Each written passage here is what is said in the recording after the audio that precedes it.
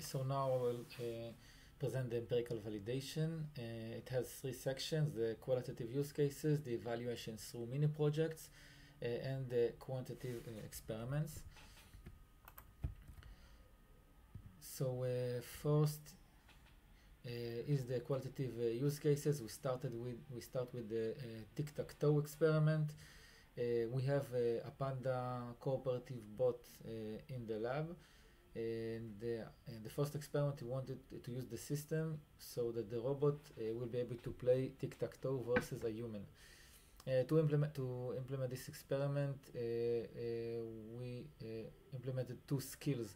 One was the draw circle skill, which allowed the robot to draw a circle in each of the grid cells, and the other one was the detect board state skill.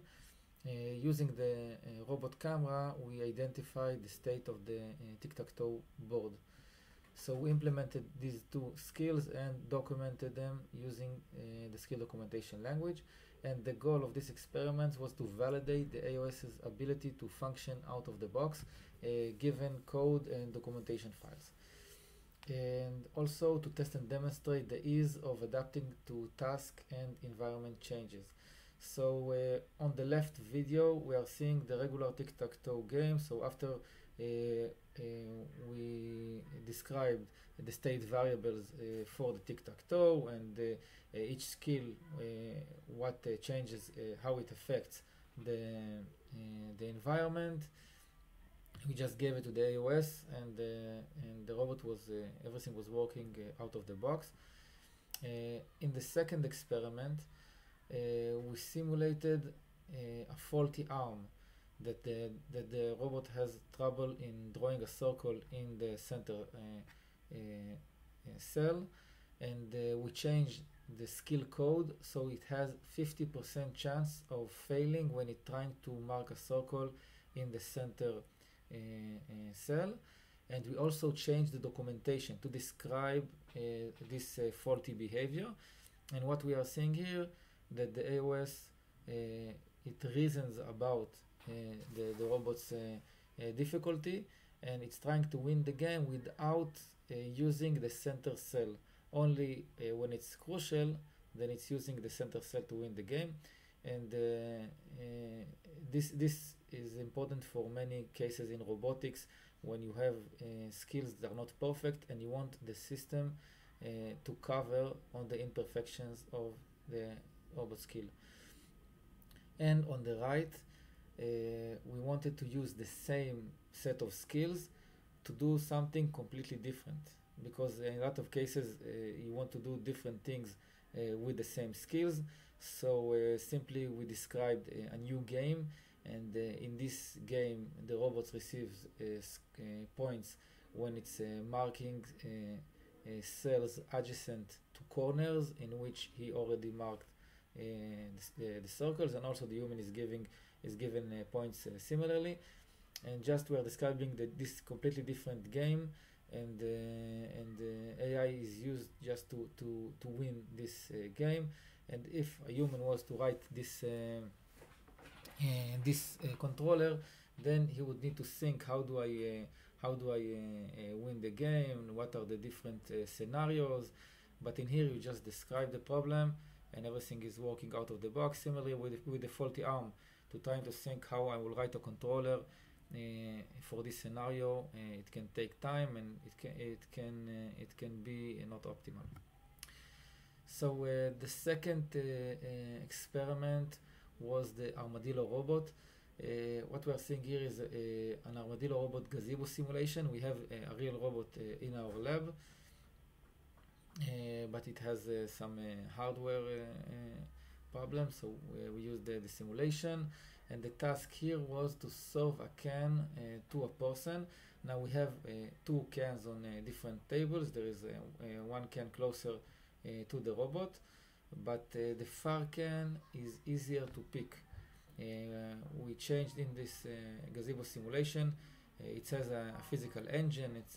It's a very strong simulator, and we changed that the actual size of the can is 10% of what it's shown, so it's harder to pick. And the robot has 3 skills. The first skill is the pick can. It's a probabilistic skill, so it can succeed and it can fail. And when it fails, it can sometimes hit the can and dropping it, so you can try to pick it again, or sometimes it can miss it completely, and then you can try again to pick it. And the reports of this skill are noisy, so it doesn't give accurate reports on what happened. And also we have the navigate skill. The robot can navigate to each of the tables and to the person. And we have the solve can skill.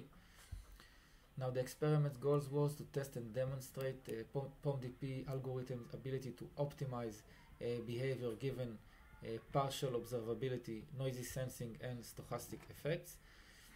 And also to see the ease of incremental development by gradually adding skills or improving the documentation.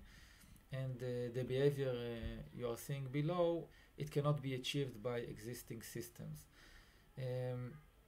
So what we are seeing on the left is a rough model. In this model, the two cans have they are not distinguished.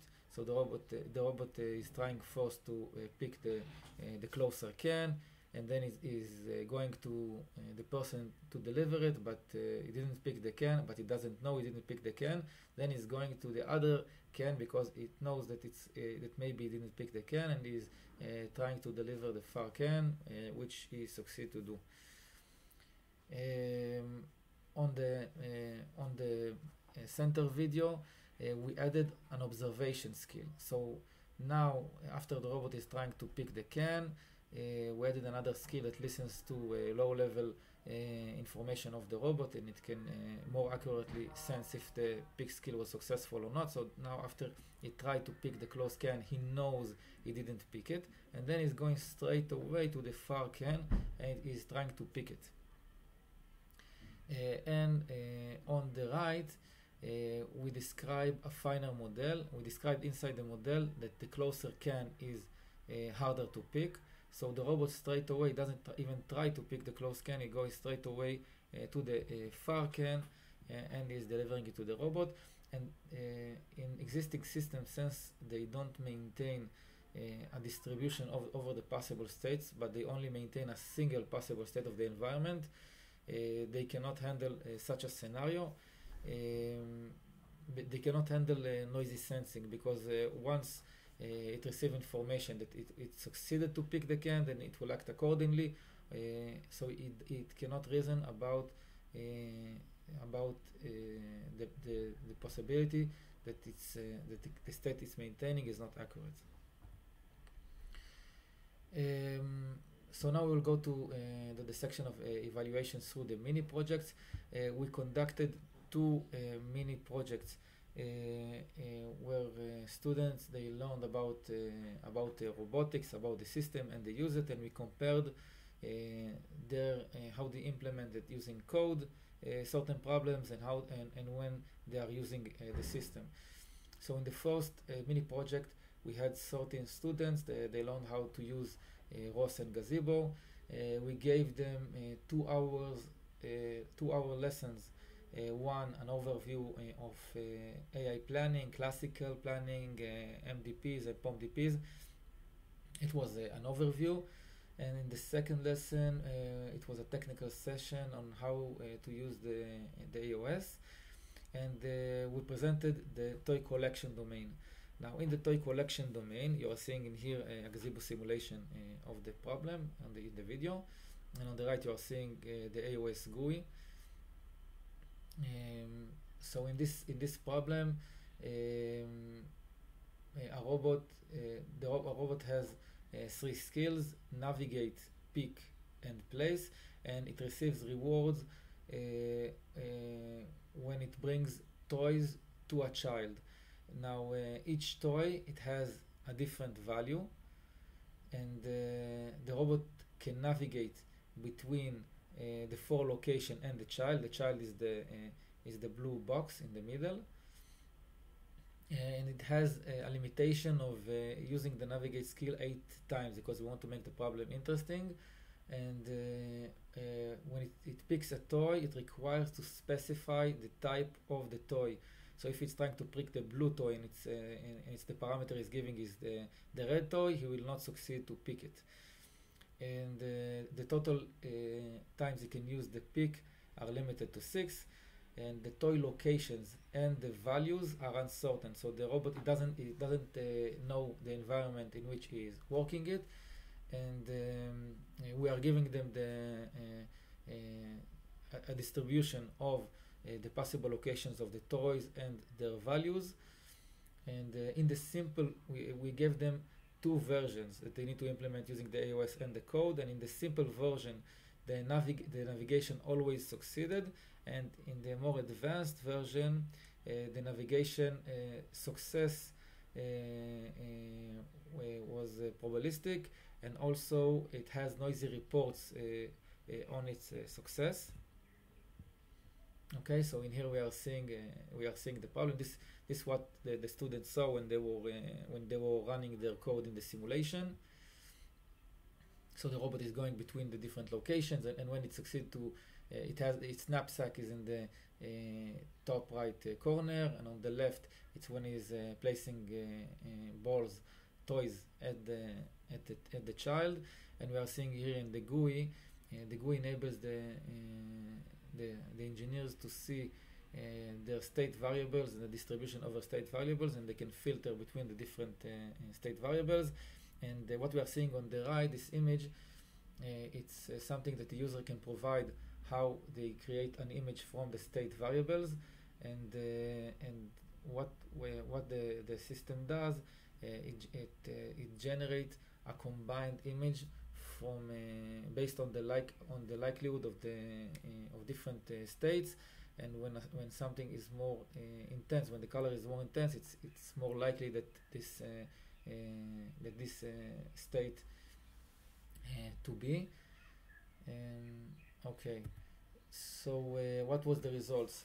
So students performed better with coding than the AOS on the simpler task with deterministic skills, and the AOS took significantly more time than the coding. We can see here that it was an average of it was almost 23 hours to implement this problem using the AOS, and using code it was on average 3.5 hours. And but for the task with the probabilistic outcomes and noisy sensing, the AOS outperformed scripting. So when the problem was simple, then users it was easier for them, and they got better results when they are using code. But when the problem was more complex, then when they are using the AOS, they are receiving better results. And what happened between, so after this mini project, we thought what can we improve the system, and also we got a lot of feedback from the users. What was hard? Why did it take so much time to use the system? And so we did a lot of improvements before starting in the next year. We started a similar mini project. And so through questionnaires and interviews with the students, we identified challenges for AOS users and made improvements. We switched the documentation, the SDL format from JSON files to the current markup language that you saw.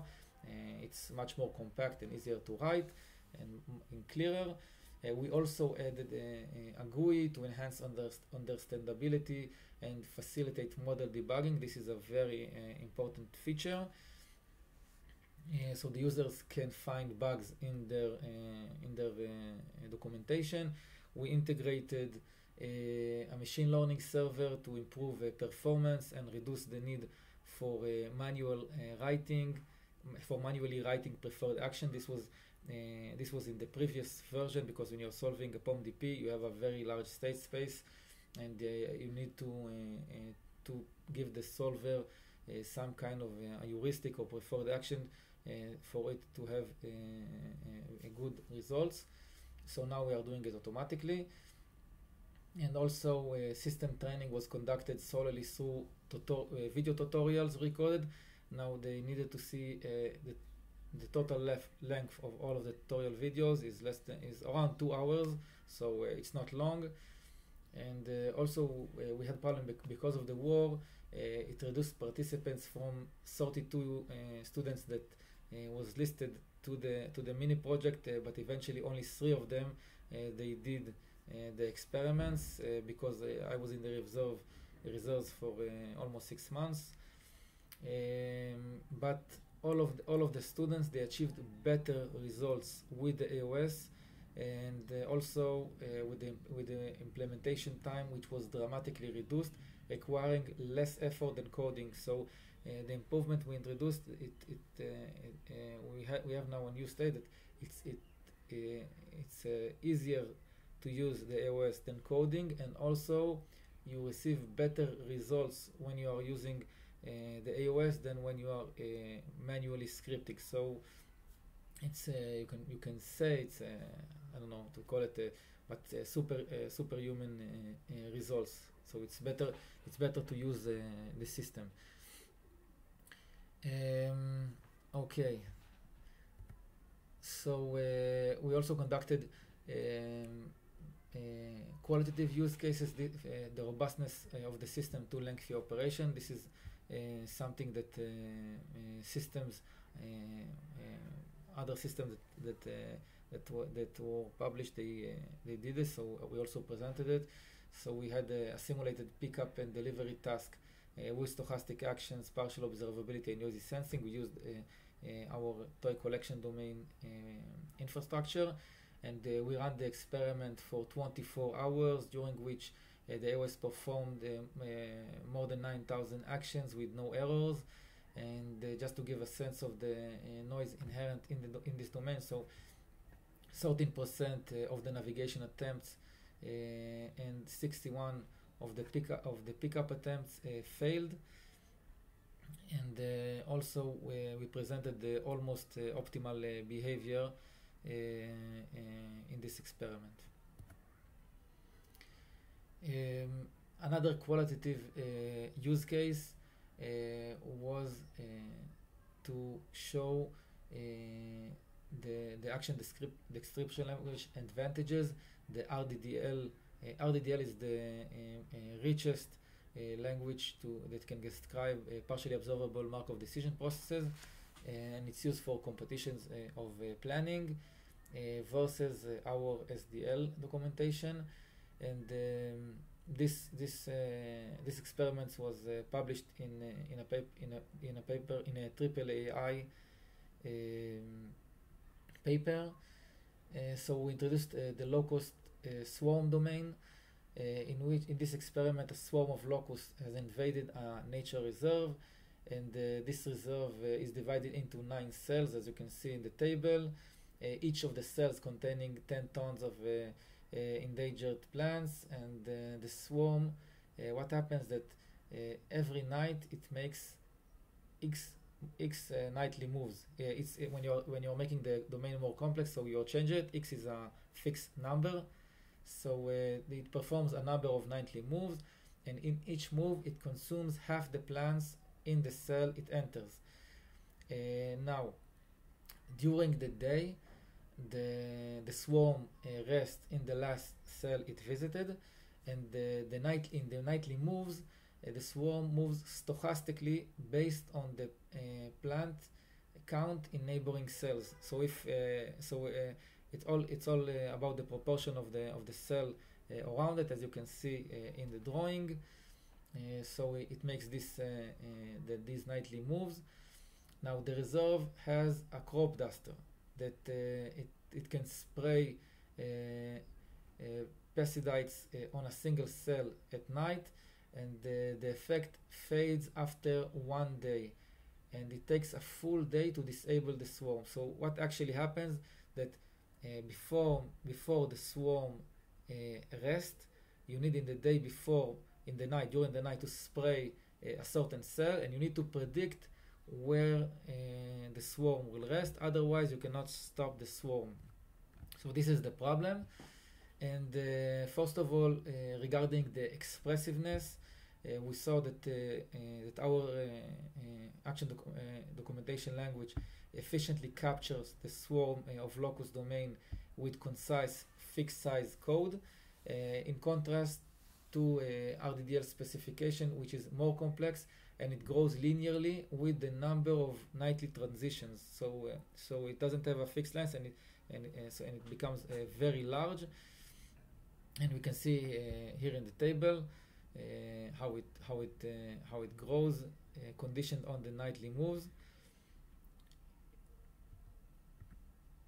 The SDL takes 246 words to describe this domain, and when you are using RDDL, even with 2 nightly moves, it takes more, and it grows to hundreds of thousands of words and more. So this is how the description of the SDL looks like. So it's very compact, conditioned with this very relatively complex domain. And this is how the RDDL swarm of locus domain, this is how it looks in RDDL for 2 nightly moves, which is very large. So after we showed that our system was more expressive, we wanted to show that it's more efficient. Why? Because POMDP solvers, they require fast sampling rates, and the reason that the SDL is very efficient, has a very efficient sampling rate, is because the description you are using for the domain, this description. The exact description is the code written inside the planning engine. So when you are sampling it, you are sampling the execution of the description itself. Unlike other languages, and also unlike RDDL, that you have a parser that breaks the RDDL formalism, and then it's running this the simulation based on what it parsed, so it's less efficient. And in these experiments, we use the RDDL sim. It's used for the planning competitions, for the International Probabilistic Planning Competition, and we use the 3 RDDL domains that we translate them to our SDL documentation, and these domains are in their website. And also we tested our swarm of locus domain, and we saw that when you are using the SDL, you receive improvements of twice to 25 times faster than when you are using RDDL. So that's it. Thank you very much.